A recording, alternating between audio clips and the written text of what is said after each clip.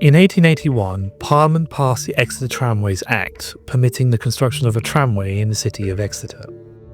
Construction started in January of 1882 and was completed by April of the same year, consisting of just under 5 miles of track to a gauge of 3 foot and 6 inches.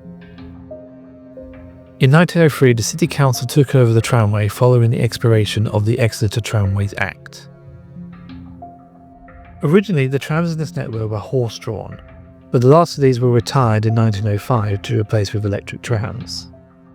The first of these new trams, cars numbered 1 to 21, were purchased from Merz, Dick, Kerr and Company of Preston between April of 1905 and August of 1906. These were double-deckers, measuring 27 feet long and could seat 42 passengers. These, along with 4 larger cars, added in 1914, were still operating the tramway in 1917.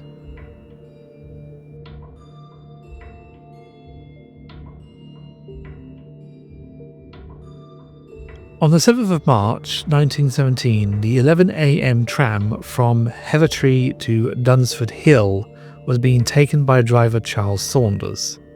He was in car number 12, one of the original batch built in 1905. The journey had not been uneventful, with the tram encountering unspecified technical issues while ascending Paris Street. When it reached Milk Street, car 12 was carrying 7 passengers, a conductress, along with the aforementioned driver. Travelling down 4 Street, which has a gradient of 1 in 11, at a speed of about 8 to 10 miles an hour. As it approached King Street, driver Saunders saw a horse-drawn delivery wagon delivering tobacco and matches in front of him. He applied the brakes, but the tram did not stop and collided with the wagon and its load. Its driver, John Robinson, had tried to get out of the way of the tram, but to no avail. He avoided death, but sadly his horse was launched through a shop doorway where it was killed instantly. Car 12 didn't stop and continued on its now uncontrolled descent, narrowly missing pedestrians and the car as driver Saunders tried to check the tram's speed. He was seen attempting to apply the tram's brake, but the handle would not move, despite how hard he pulled it. He shouted out warnings, which allowed a woman and her pony to avoid being hit. Then they came across a tram coming up towards them.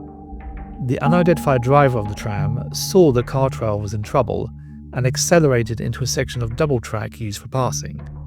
He was only just in time to avoid collision, as car 12 sped past. At West Street, 2 passengers jumped off. Then at Newbridge Street, conductors jumped from the tram and rolled out onto the street, escaping with only minor cuts and mild shock.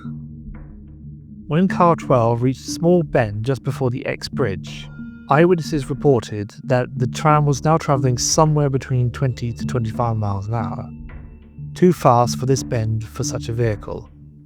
It derailed and struck the bridge parapet, falling onto its side and sliding a few yards before finally coming to a stop. Passers-by immediately descended on the scene to render aid. 2 passengers, who included the 15-year-old boy, were quickly extracted from the wreck with only minor injuries. Driver Saunders and the next 2 passengers required more assistance and were later taken to hospital but would survive. Saunders, who was suffering with a head injury, while being aided, was heard to say, "I told them that the car was not exactly right when I took on." Then the rescuers discovered something truly horrific. Passenger Mary Finley was on the rear platform of the tram when it hit the parapet and was thrown onto the bridge, where the tram subsequently landed on her before it slid to a halt with her underneath. Her neck was broken and her skull had been crushed. An inquest into the accident was held between the 12th and 29th of March 1917 at Guildhall in Exeter. However, the inquest was unable to find the cause of the accident, and the jury returned a verdict of accidental death. One thing to keep in mind is that Britain was embroiled in the First World War.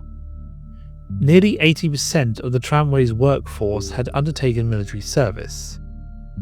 To try and fill the manpower shortage, women were employed for the first time. such as the aforementioned conductress. But drivers and maintenance were still considered a man's job.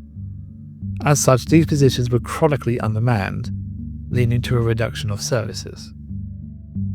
Also, wartime restrictions and a reduced income meant that sourcing parts and materials was not always possible, and this led to a spate of mechanical unreliability. Car 12 was recovered and taken back to the sheds, where it waited for several years to be repaired, only for it to be scrapped in 1921 when it proved uneconomical to do so. The tramway itself would close in 1931 after losing out to the buses. Mary Finley was laid to rest at the highest cemetery, Exeter. Her gravestone reads, "Peace, perfect peace."